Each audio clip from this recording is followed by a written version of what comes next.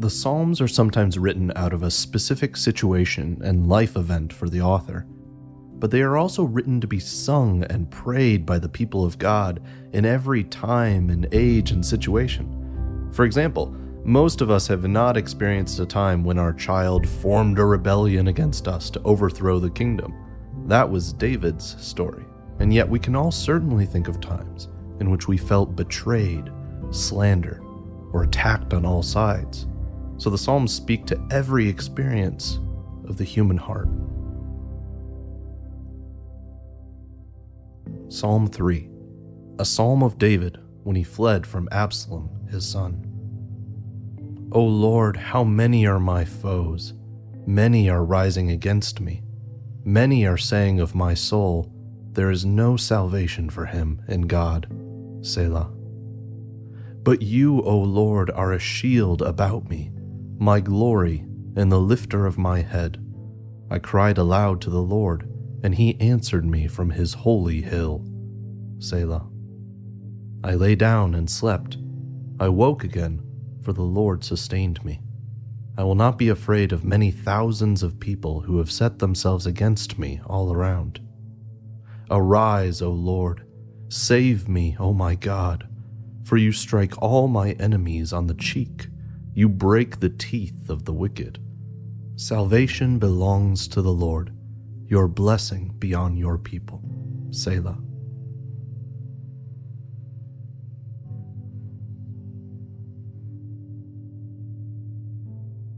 Psalm 3 is a psalm that David wrote when his son Absalom formed a conspiracy and took the throne of Israel away from his father. David was forced to flee from his own son. You can read the story in 2 Samuel 15. And given this context, it makes sense that the psalm is about the protection of God in the midst of many, many enemies. David felt betrayed, surrounded. It's how the prayer begins, with a repetition of that word, many. How many are my foes? Many are rising against me. Many are saying of my soul, there's no salvation for him in God. The camera is panning all around David, and all he sees are foes. Psalm 3 is often identified as a psalm of individual lament, a personal cry for help in a crisis. There's a lot more we could say about this idea of lament, but suffice it to say now that David is crying out to God because of persecution, accusations, enemies that are relentless and merciless. But despite these multiplying hordes of opposition, David had one ally, and that makes all the difference. He prays in verse 3, But you, O Lord, are a shield about me, my glory and the lifter of my head. Those images are so powerful. The shield is not in front of David, but about or around him, like a Spartan shield wall or a suit of armor or a modern tank. David calls God his glory and the lifter of his head, images of elevation and being lifted out of despair and lament into community, recognition, strength. Later, he portrays himself as falling asleep right in the middle of thousands of surrounding, swarming armies. The noose is tightening, the trap is set, there's no escape, except for one crucial detail. God protects his people. One commentator puts it this way: ultimately, the situation is not what it appears to be. He who is regarded as abandoned by God is actually the one who has God at his side.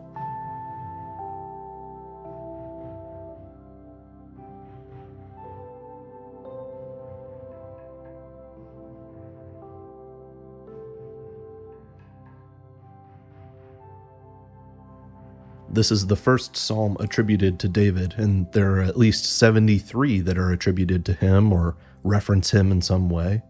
It is also the first of 13 psalms with an opening title that describes a historical situation. And by the way, we should take those titles as part of the original text of the Hebrew Bible, especially because both Jesus and the apostles took them to be authentic. But even though David is writing about himself and his son, we should not read the psalm like an autobiography. We don't need to read everything through the limited lens of the specific historical event. The Psalms are the hymn book of God's people, and so they are written for us to use in all the various situations in our lives. A biblical scholar named Tremper Longman wrote, "Although the Psalms' content and attitude are perfectly appropriate for the time, at least according to the portrait of David in the historical books, the purpose of the Psalm is not to memorialize the event, but to provide a model for those who find themselves in similar, though not necessarily identical, situations." The point is that Psalm 3 was written when David was fleeing from his son, but David wrote it with the intention that it would become part of our prayer book. Even though this is a very personal psalm about David's own life, the last verse of the psalm makes the turn from an individual lament toward experiences of the corporate people of God. David writes, "Salvation belongs to the Lord. Your blessing be on your people."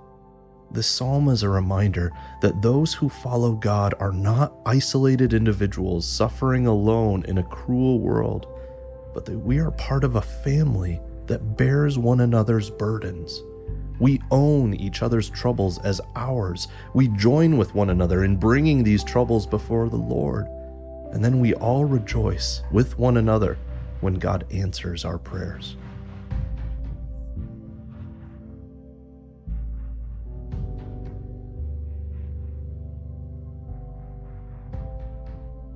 Psalm 3 moves through David's internal experience of betrayal stanza by stanza, and it can be illuminating for us to think about that progression. So verses 1 and 2 are the cry for help. God, I'm surrounded by people who dismiss your salvation, who say that you can't rescue me. It's a plea in the midst of dismay. Then verses 3 to 6 are the statement of confidence in the Lord's protection. Yes, many are against me, and that fills me with distress. But I come back to the ultimate reality. God is my shield, my sustainer. It's like David is reassuring himself about who God really is, not what people say about him. And then finally, verses 7 through 8 are an actual prayer for God to move and work. He says, "Arise, O Lord, save me, defeat my enemies, and bring blessing to your people." So the progression is crisis, confidence, and calling on God. That structure could be a framework for our own prayers. We begin with the crisis, where we are at, the feelings and the situations that overwhelm us. We cry out for help. Then we remind ourselves of truth, of the character of God, of His power, His goodness, His kindness. We trust those realities above our emotions or senses. And finally, from that place of confidence, we shape our request to God, not ignoring the fact that circumstances are still bad, but asking God to intervene. It's living in the tension of sin and redemption. The world is broken, but God is remaking the world little by little. Notice how David does not move quickly through this progression. Scattered throughout the psalm is the ever mysterious word Selah.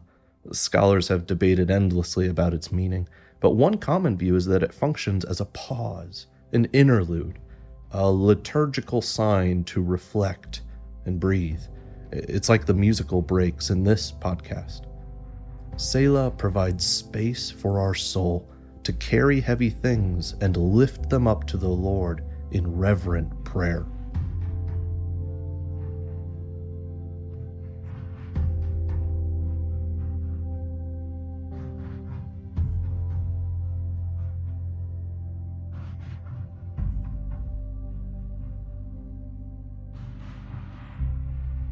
Psalm 3 points ahead to the one who was abandoned not only by his friends, but also by God. Jesus Christ was not a son who rose up in rebellion against his Father. He only did his Father's will, and it led him into the crowd of mockers that rose up against him, saying, "Crucify him." He was struck on the cheek, whipped and beaten, and yet he did not call on God to strike back at his abusers, but instead he prayed, "Father, forgive them." On the cross, Jesus heard his foes shake their head and say, "There is no salvation for him in God." And he himself cried out, my God, why have you forsaken me?" God did not protect Jesus from death. He was not a shield around his own son. Jesus' head hung low, his glory stripped away. Surrounded by enemies, Jesus closed his eyes and did not open them again. And yet, this was how God brought salvation and blessing to his people. Because 3 days later, God shouted, "Arise, O Lord!" and Jesus rose from the dead so that everyone who believes in him would be protected from the enemies of sin, the devil, and death. Salvation belongs to the Lord. His blessing is on his people through the life, death, and resurrection of the King.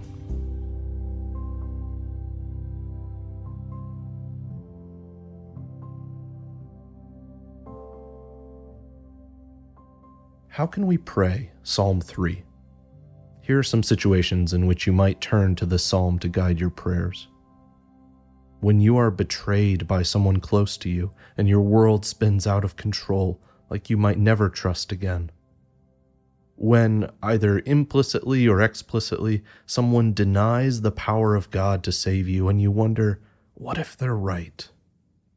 When you walk into a place that feels dangerous, like you might be physically assaulted or harmed. When you've been physically assaulted or harmed and you're seeking refuge not only for your body, but for your soul to recover and heal. When you feel as though all your allies have abandoned you, leaving you defenseless and vulnerable. When your head hangs low in grief and you don't know if you can still stand up straight. When you are defining your identity by what others say about you, and you want to recenter your sense of self on God, who is your glory. When you have a child who turns against you, whether it's because of your own errors or theirs or a combination of both. When you can't sleep because your mind is racing, the adrenaline is pumping, you can't slow your heart rate down. When you wake in the morning and you want to praise God for sustaining you through the night.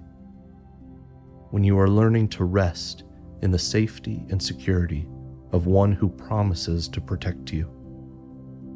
When you want God to move, you want him to move now, and you need words to express the urgency of your prayers. When you feel confident in the protection of God, the one who blesses his people. Psalm 3, a psalm of David, when he fled from Absalom, his son. O Lord, how many are my foes? Many are rising against me. Many are saying of my soul, there is no salvation for him in God. Selah. But you, O Lord, are a shield about me, my glory, and the lifter of my head. I cried aloud to the Lord, and he answered me from his holy hill. Selah. I lay down and slept. I woke again, for the Lord sustained me. I will not be afraid of many thousands of people who have set themselves against me all around. Arise, O Lord, save me, O my God, for you strike all my enemies on the cheek. You break the teeth of the wicked. Salvation belongs to the Lord, your blessing be on your people. Selah.